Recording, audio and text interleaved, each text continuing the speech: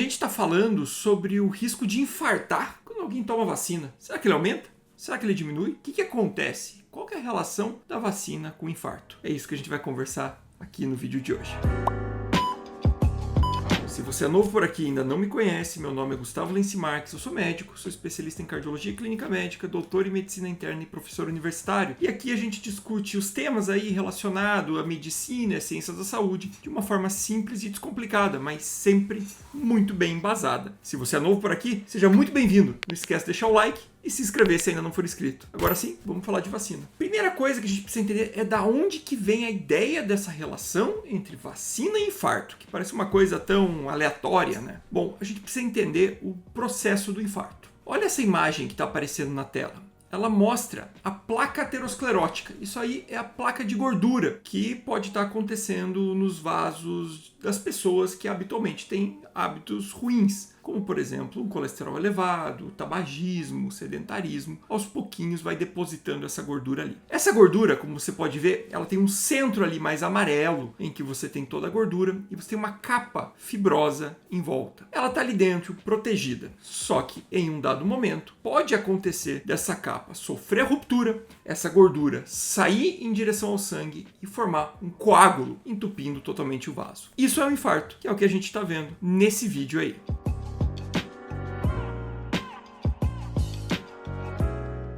Bom, mas qual que é a relação disso com a vacina? A inflamação é um dos fatores que podem levar a essa instabilização da placa, aquela ruptura e o desenvolvimento do infarto. Um exemplo é esse estudo que está aparecendo na tela, que mostra que pacientes, depois de uma infecção grave, tiveram uma tendência de desenvolver mais episódios de infarto. E quanto mais grave foi essa infecção, ou seja, quanto mais inflamação a infecção gerou, maior o risco e mais duradouro foi esse risco elevado, que é esperado. E aqui cabe um parênteses, tá? A infecção, a gente fala que é a bactéria, o vírus infectando o organismo. A resposta que o organismo faz a essa bactéria, esse vírus, esse agente agressor, é o que a gente chama de inflamação, tá? A inflamação pode levar a isso. Então, quando você dá uma vacina, você gera uma certa resposta inflamatória. E aí, será que ela aumentaria o risco? Partindo dessa ideia, vários estudos analisaram de modo observacional, né? Ou seja, eles não foram lá e controlaram com vacina, com placebo, para avaliar uma comparação de dois grupos homogêneos. Fizeram uma observação e identificaram que parecia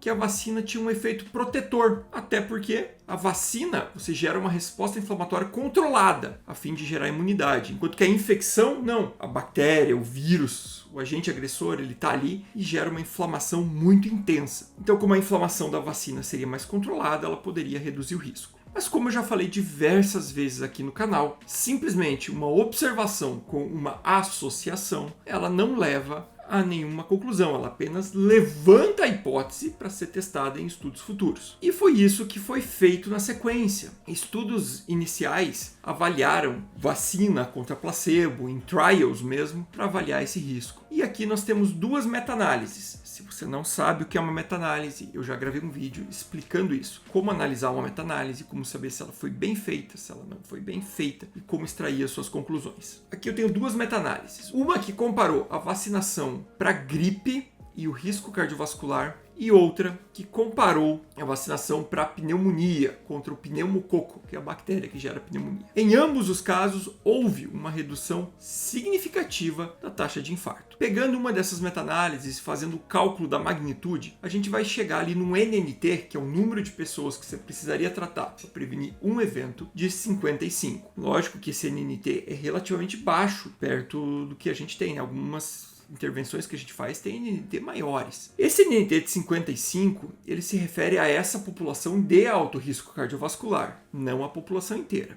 Isso aqui cabe ficar aqui a ressalva. E nesse ano agora, de 2021, recentemente, mês passado, foi divulgado um trabalho que avaliou os pacientes logo após o infarto. Então ele pegava os pacientes que tinham infartado quando estavam recebendo alta e dividiam eles em dois grupos. Um grupo recebia a vacina para gripe e o outro grupo recebia uma injeção de soro, que seria o placebo. E ele avaliou então no decorrer do tempo qual foi o risco desses pacientes morrerem de doenças cardiovasculares. Olha o gráfico aparecendo na tela aqui.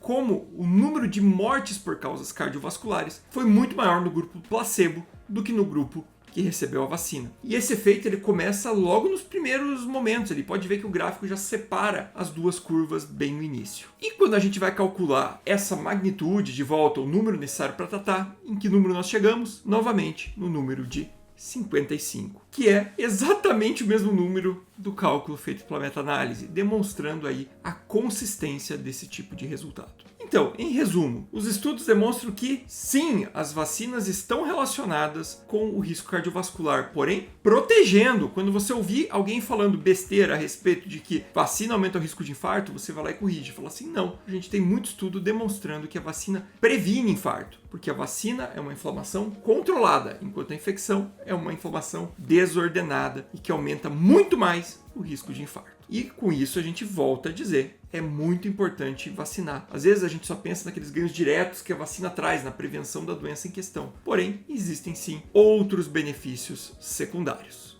Se você gostou desse vídeo, não se esquece de se inscrever se não for inscrito, deixar o like e comentar aqui embaixo o que você acha sobre esse assunto, qual que é a tua opinião, deixa sugestões para vídeos futuros. Muito obrigado e até o próximo vídeo. Falei de vacina, vai ver. Daqui a pouco começa a aparecer os haters aqui embaixo. Até tinha sugerido fazer um vídeo só respondendo aos haters, mas eles só aparecem em vídeos de vacina. Nem de tratamento precoce, mas o pessoal aparece aqui. Bom, daí pode ser uma boa, né? Fazer um vídeo respondendo os haters. Tchau, gente!